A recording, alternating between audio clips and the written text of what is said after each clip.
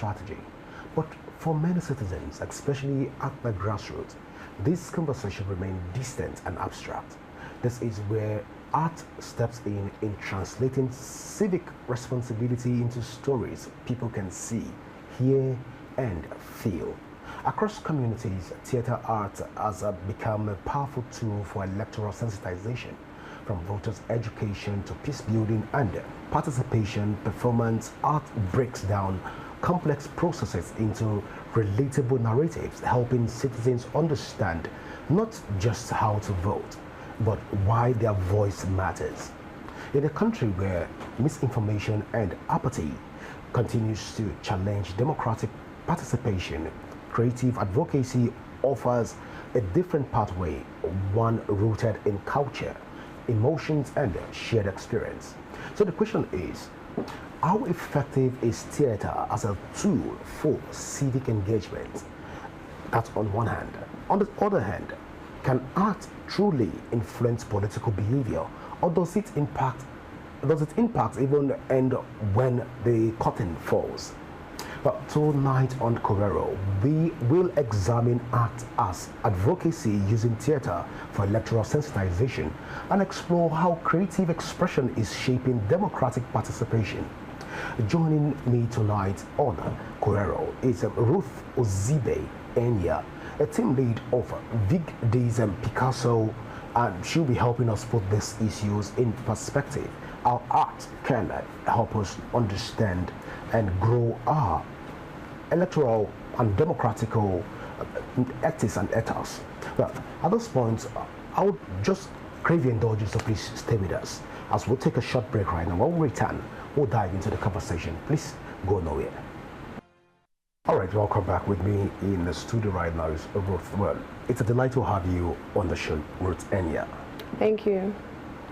Well, Ruth, let's even look at what thumbprints of democracy is doing. Understand that you are doing more of a sensitization using the art to do all of this. But first, how did you and your team come out with a lot of this initiative? Okay, thank you very much for that question. Last year in November, there was a political and civic organizing lab that was hosted by Yaga Africa here in Abuja. And during that lab, we had to, come up with projects, implementing of projects that would push for political participation and voters' education, just to improve civic engagement. So my team, we came up with thumbprints of democracy. It was a round table. We sat down, okay, what do? We did our own little, research, and we came up with, okay, how about we take these things to the community? And now we don't just go there to lecture them. We make it interesting by using stage play, art, interactive art, that is visual art. And that was how it was born. And we were one of the people that won the grant and were chosen to do this project. All right, so one begin to ask, in a place like Abuja, looking even at the elections that are forthcoming, how impactful has this movement and innovation been in enhancing and even canvassing for talking to the people and sensitizing them to come out for elections? Well, I believe it has been impactful, although we can never really know for sure until after the elections and we see the actual results, if there was an increase in voters' participation. Because when we went to the community, the first thing we did before the main day of the sensitization, we did street interviews, and we got to see the mindset of the people. So many of them were not even willing to vote. They've lost hope. Our votes don't count. We just could see different perspectives. And then what we did when we went to the community, we mirrored their society to them. The stage play basically portrayed what it is that they were already saying. They could see it themselves. And after that, we moved into dialogue. We could actually hear them speak. And we found that most times it's not that they don't want to vote. They are just ignorant. They say knowledge is power. Sometimes they don't really know certain things. So I feel the sensitization was very important because we got to see them really listen and really pull in. So many people don't even realize that area councils elections are coming up. They are so focused on presidential elections and gubernatorial elections that they do not realize that the area council, that's the local government, is the closest to you. So the streets you're talking about, the road, the waste man, it is your local government that is more important, that is very, that is closer to you. So grassroots, the grassroots is important. So we went to the grassroots, and I would say it was really impactful. Interesting, but are you doing this just in Abuja, or are you doing this across Nigeria? Okay, like I said earlier, this was, we won a grant for this. But as a team, Team Vigdis Picasso, because that's the name of my team, we are very much willing to take this across communities with the right partnership and the right sponsorship. But the grant we got was to implement this in Garki, Abuja, which we have done. All right, interesting. Now, yeah.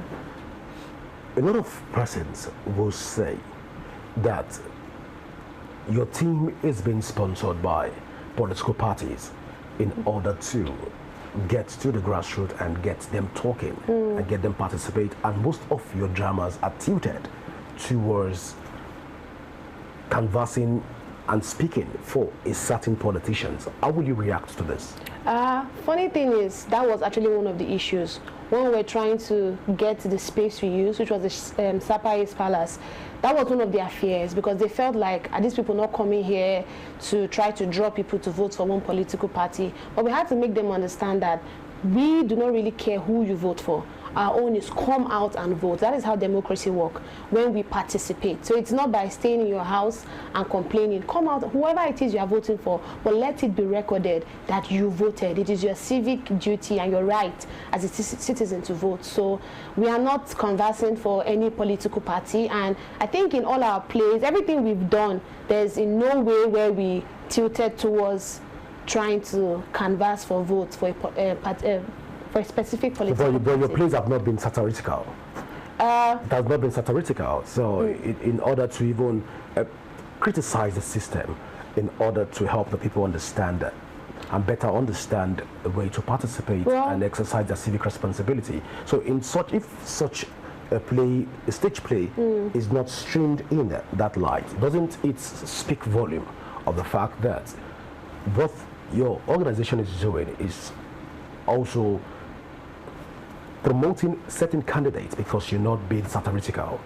I don't know if you've seen the play, but if you look at the play, it's not in any way condemning anybody. The play doesn't criticize what the average Abuja resident sees and the level of development they expect in the Federal Capital Territory that they are not seeing. Your play does not reflect it. No. So does it mean that your play being not satirical is deliberate and in order to just canvass people to come out to vote without even speaking on the trajectory of what has been and what should be? What our goal is to increase political participation. It is not to tilt towards any side. So all that play did was mirror the society, mirror their community. All within that play, if you look at it, it was just basically different reasons why people don't come out to vote. We try to bring it out and see the reasons why you should come out to vote.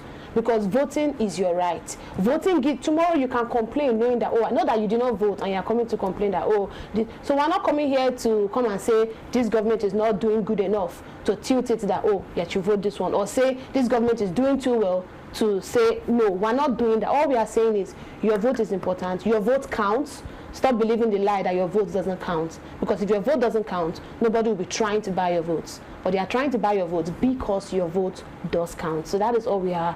We're not trying to preach any political party, so to say. So that was what the play did. The play did not condemn or justify. It was just basically mirroring the society.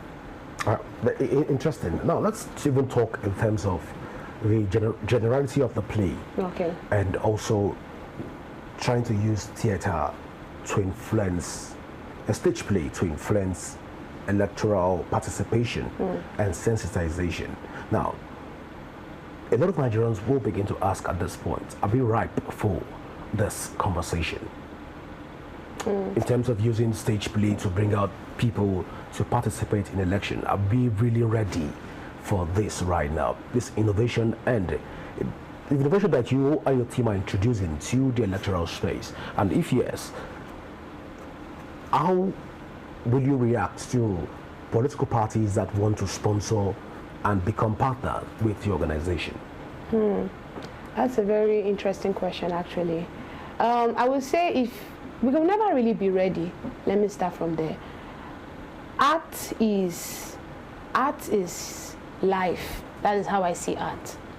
We relate to art in different forms, be it visual art, be it performance art. It is something that is relatable. So I believe putting in the democracy, election, into the arts to portray message is the most relatable way that you can go about it. And now, as for political parties coming to, we, like I said earlier on, we are not for any political party or against any political party. We are all about civic engagement, being more involved as citizens, being more involved in what is going on, being more involved in democracy happening in the country. So if any, let's say any political party is to approach us, we would be clear. If you want to sponsor us, we are not going to now tilt our story for you. I don't know if you understand, because that we'll lose our essence at the end of the day. It will not be as if we're a campaigning troop. So we're not coming, we are who we are. So anybody that wants to, we want to see this done in this community, it should be that your aim is that you also want people to engage more in politics and, you know, be more civically oriented. But if your goal is to come and say, okay, you people should do it in a way that my party will, then we would not be down for that, because that is not what we are about. But you need the funds. But we also need the message to be passed across, the right message. And if the fund is going to buy the message, will you tilt? It's not buying the message if they want it to, if they want me to tilt it to favor them. I don't know if you get what I'm trying to say. So you're saying invariably that if a politician approaches you right now, or approach you and gives you the kind of money that you need to finance this vision, civic engagement, that you will not tilt the message of your old vision into even the narrative of the politician? We will not. We will make it clear that this is how we are. This is what we want to do. So if they are still saying no, you. So let me assume that you're saying because you've not seen the money. So let me assume you're saying this because you've not seen, because you know, when we can criticize something until we meet Goliath and Delilah. Understand? So let's even move away from that conversation. Looking at the journey so far, when we look at where art was. And where it is going right now with what you are doing. Is this a new branch of art? I wouldn't say it's a new branch of art, because it's something that I would say is being deeply explored in recent times, using art for advocacy. And I honestly must say that it's one of the most, like I said earlier on, the most relatable way to hit it. Now, this is beyond democracy, beyond election, but infusing advocacy into arts, whatever art you do, you know, but infusing advocacy, that's you're advocating for something, you are using it to talk about something that is happening in your immediate community. You get, we see it a lot even happen in movies. It's not a recent development, but just that I feel like in recent times, people are tilting more towards that. People use art to advocate for climate change. People use it to advocate for different injustices happening in their society. So what we are just doing is using art now to advocate for civic engagement, really, and political participation. A lot of persons said that you're largely being sponsored by Mekalangu, who believes in your vision. By who? Mekalangu Zaka, Mekalangu Christopher, the AMAC chairman, and he believes in your vision. How correct is that narrative? I do not think that is correct. I don't think that is correct. Personally, I don't know, but the people that sponsored us was Yaga Africa. We support from Open Society Foundation. All right. So you concentrating most of these programs and advocacy around Garki doesn't speak volume. That's probably Mekalangu is just by the side and stays around. I understand that his environment is around the Garki axis. So how correct will it be? Because the speculation right now is that this team is being sponsored by Mekalangu in order to canvass for votes. So it's an indirect speech from the AMAC chairman and using your organization as a tool. How correct is this assertion? That is very incorrect. Honestly, the reason why we picked that particular community, during the course of us putting this project together, we asked ourselves, okay, we want to talk about, or rather we want to, talk about the grassroots democracy, right? The area council's elections are coming up on the 21st of February. What do? We need to pick a specific community. So from our research, we saw that the Garki ward, the registered voters were over 86,000 plus. I don't remember the exact figure. And then we checked the accredited voters, and we had about 4,000 and something. So if you look at it, about 5% of voters came out to vote. That was one of the lowest turnout of votes. So we saw that there's a very high rate of political apathy in that community. That was why we decided that, okay, I think this is the community so that was the reason behind that. Not that anybody sponsored. It was just from our research, and we looked at the community that we felt needed it most, and that was why we chose the Garki community. All right, so when you got to the Palace of the Chief, tell us, when at first people perceived your organization as another political tool, what was your reaction? Well, frankly speaking, I wasn't the one that initially, had conversations with the chief. It was my teammates, because I do not stay in Abuja. So they were the one that did most of the groundwork before leading up to our project day. So at first it was a hassle. It was meetings upon meetings. They had to clearly explain it that this is not, they had to really make him get the message. At first we were a bit shocked, but not too shocked, because this is Nigeria at the end of the day. So it's not far off for you to have such speculations. But we had to make them understand that this is not a political party, whatever. It's a neutral project just to increase political participation in the community. And with time, they understood, and they gave us full cooperation. Interesting. So now we'll say that Abuja is a success with your team having experimented with Garki so far. But then, would this vision die if not being funded? I think that is something that personally I do not want it to die. I will put in my best to see how we can move it, but then it doesn't lie on just me. We are a team, right? So it just depends on, we'll see how it goes. I can't give you a specific statement, but funding is really important, because to be honest, to put this up, we need funds to do it. And if we can't generate that fund from ourselves, we need sponsorship or partnership. And if we can't get that, it will really be difficult. Yeah. Well, okay. So as a concerned group that want to sensitize Nigerians and also encourage them to get involved in their civic responsibilities, how has various establishments of the government reacted to your organization, or no government organization have seen your efforts and what you're doing? I think not yet. So INEC does not know of what you're doing? Neither does any state or state governor or government knows of this, the impact you're trying to even bring on the table from the grassroots level? For now, not that. It's only Yaga Africa. Yes. Or Yaga Nigeria. Yaga Africa. Yaga Africa that knows what you're doing. So INEC is far from even engagement. Yes, although in recent times, I'm trying to see how I can get in communication with INEC, because we actually do need them on board for us to be able to measure the statistics after the election to see if what we did actually, if there was a significant result from it. All right. Now, let's even take this back to the academic space. Okay. Where understand that art is not just a study, it is a complete faculty on its own, where people diversify into different space. But then looking at art right now and looking at what you are doing in the country, what has been the reception from your colleagues within the theater space? I myself You're a thespian. Exactly. All right. So what has been the reception so far?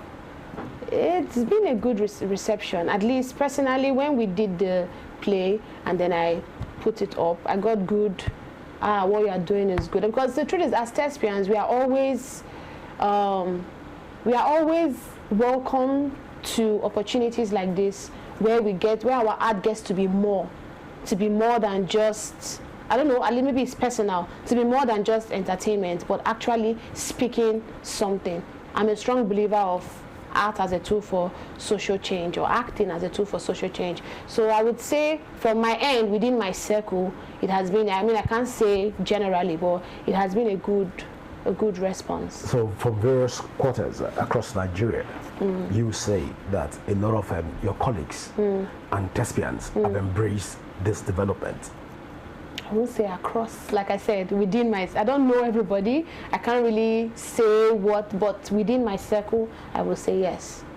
All right, interesting. Now let's even look at your work and what your team represents. Okay. Now, you understand that you've been able to do this and explore in Abuja, the Federal Capital Territory. Are there plans to go to other communities to even expand all of this innovation within the art space? For now, there are no immediate plans. For now. Why? It's something that needs to be discussed. It's not what I can just, like I said, it doesn't really lie in, I don't have the power. It depends on if we get, like I said, funding. So in the case where you have a situation in other states that are politically, the political apathy within those space is large, and you have states where the political culture, especially when it has to do with the cognitive orientation and affective orientations, is far from the average rural person, you would say that at this point that there are no plans to even sensitize people before the election? Currently, or is this just geared, is this movement geared towards only elections and not pre-elections? I think it's geared both ways, but like I said, it's not, for now there are no plans. For pre-election? Yes. And there's no plan for post-elections? Yes. So this movement is strictly for electioneering base. Whenever there is election, you and your team come out to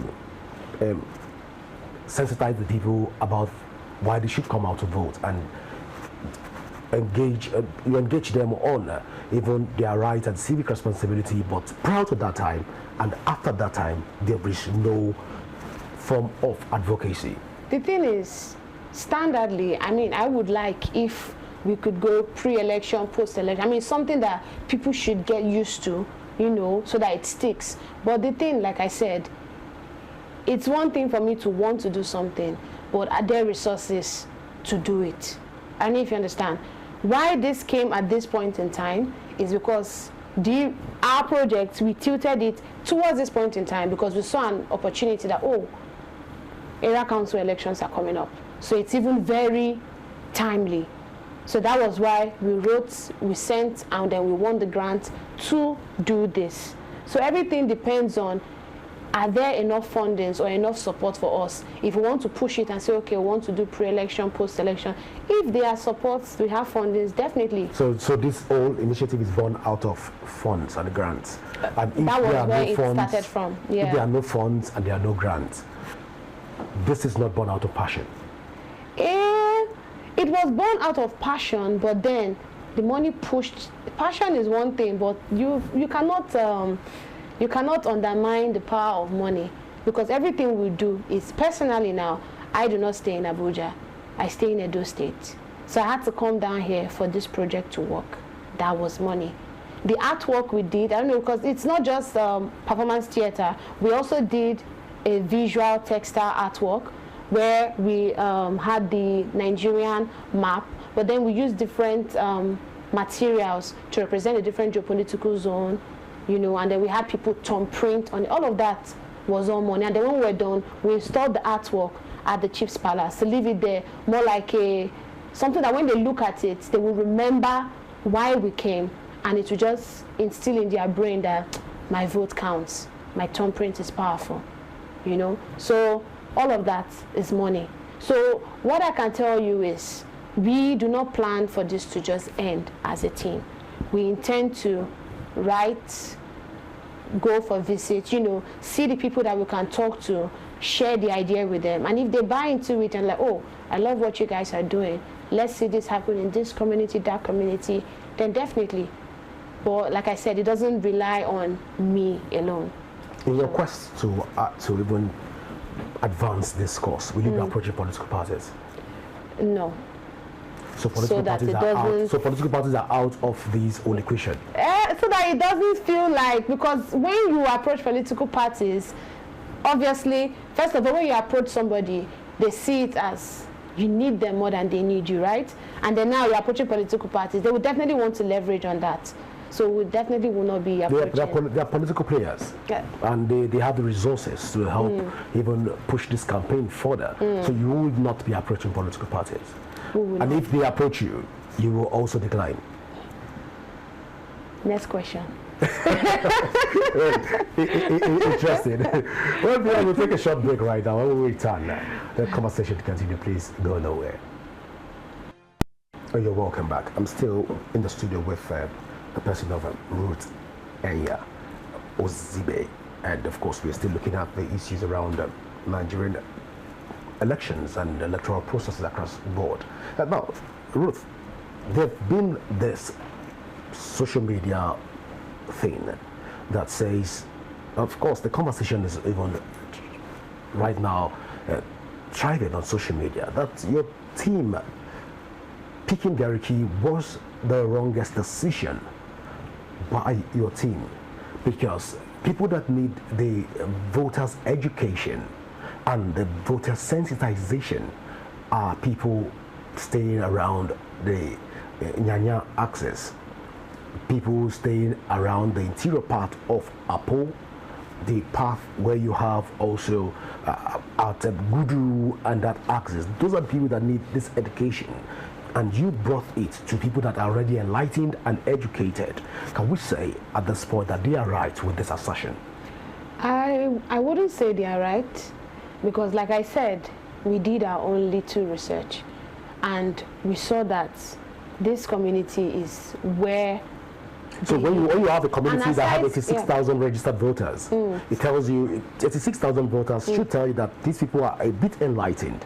Now places okay, please go ahead. Okay, but then the people that came out to vote were about 4,000. So if 4,000 people came out to vote, doesn't mean that they are not enlightened. It's just perhaps it could speak to the fact that previous elections have not been very, very apt for them. But in cases like Enyia and its environs, places like Apo and its environs, places like from taking conversation down to Gudu and other part of Amak that needs this education, you abandon them. Of course, the conversation is around that this crew and this team are not being fair. If they want to educate Nigerians and educate the residents of Amak, they should have looked inward. Did your team actually look inward? Well, I do not think there's any community that doesn't need this. I do not think, even if we had gone to another community, this same conversation would have still come up. So it's a thing of a decision that we made. And I feel it was very, because, okay, aside the research, we had interviews and we saw the response of the people. Not in Enyia. No, I'm talking about in that community. Did you have that interview in Enyia? No. You didn't move that interview to places and carry out your questionnaires around places after Gudu. No. You didn't even advance the course to places like Apo, Mechanic Village and the rest of them. So which means that your team did not do a thorough job. So people also are certain all of these are right. You can't save everybody. But you can't save everybody, but people that need to be saved, you abandon them. How do you know they need to be saved? When you look at the voters' registration across board and look at voters' participation, you know that people from the Enyia axis largely need to be educated on how to come out to participate and even how to engage in all of this. But you abandon them. You and your team abandon them, and you discriminated against them. Can we say that this is a political discrimination? I do not know where the word discrimination is coming from. No, educating people that are already educated, taking wealth to give to people that are already wealthy, taking knowledge to people that are already knowledgeable. Is that not unfair by you and your team? I would say that is highly wrong, because these people we went to sensitize, I do not believe they were already knowledgeable on it, so to say. Some of them had misinterpretation, or rather misinformation, because you did not go there. When you go to it's one thing to just sit down and you assume that these people are already knowledgeable, these are the people that need it, until you go to the community and you see that, oh wow, these people have a lot that they need to. So it's not that they are not aware that elections are going on, or they are not aware that they should come out and vote, but it's more of the mindset towards it. It's a lost cause. Our voting doesn't count. At the end of the day, they select who they want and put there. So what we went there is to change that perspective, that your vote counts, and whether or not come out and vote. So you're going out to even educate them, to people that are already seeing the dividends of democracy. There are people in the Federal Capital Territory that have not seen the dividends of democracy for the last 24 years. At this point, can we say that, again, you and your team were discriminatory? We were not discriminatory. So you and your team did not do an effective job by carrying out research on people that need that education and the thumb printing? Because if you say 86,000 people have registered politically and only 4,000 of them came out to vote, it means that they are politically enlightened. Now, we have people in Garki, to a very large extent, it's even tagged as an urban area. Then we have people that stay in suburbs in Abuja that have not seen the dividends of democracy, and they don't even know what it is for their votes to count, and they don't know even how to thumb print. This education, they need it more than people in Garki, and you and your team abandoned them. And right now we have conversation on socials saying that this team are not even trying to feel our pulse, and they've discriminated against us. I'm trying to get you even talk to us. Can we say you and your team were unfair to the generality of people that need this education? I won't say we were unfair. I won't say we were discriminatory. Maybe I will call it more of, will I say, an oversight, so to say. But it wasn't anything unfair. It wasn't anything unfair. It wasn't anything discriminatory. And also, I do not believe that anyone is in position to tell us where and how to carry out our project. Because, I don't know if you get what I'm trying to say, we decided to do this project. And even long before we even pitched it, we said, oh, okay, Garki community. And we pulled through with what we said we were going to do. So like I said, if we have seen now, like you have brought to my knowledge, okay, there are some communities that do need it more than this Garki community. If there's an opportunity for us to do it again, definitely we'll be looking into, okay, how do we get through to those communities? But I wouldn't use the word abandoned or unfair, because we never really promised anybody anything to start with, to start feeling abandoned. So invariably you're saying that you and your team don't owe any community an apology for not bringing this stage play to them? No, we do not. We do not owe any community apology. All right, so let's even move on. Now, looking at the generality of the statistics from the various area councils that we have in Abuja. Now, you choose AMAC, of all places, to even do this presentation and stage play. I'm curious at this point, why AMAC? There wasn't any specific reason to it. I think it was just more of the knowledge that because like I said, personally, I do not reside in Abuja. So it was more of my teammates that reside here.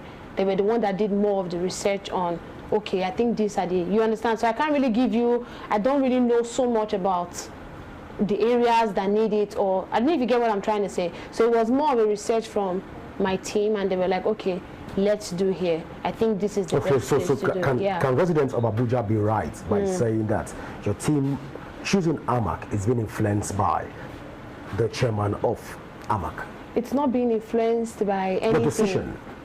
Our decision is not being influenced. The chairman of AMAC doesn't even know what we are doing.